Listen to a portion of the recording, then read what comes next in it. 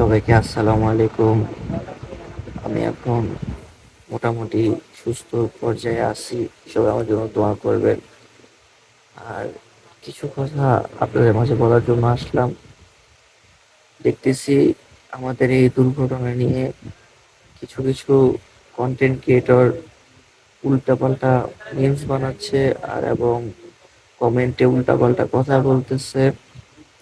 আর দ্বিতীয়ত তারা মানে এমন ভাবে কন্টেন্ট করতেছে, এগুলা এক প্রকার একটা খারাপ দেখায়। আমরা অ্যাক্সিডেন্ট করছি আমরা বুঝতেছি, আর ওরা কন্টেন্ট করে ভিউজ কামাচ্ছে।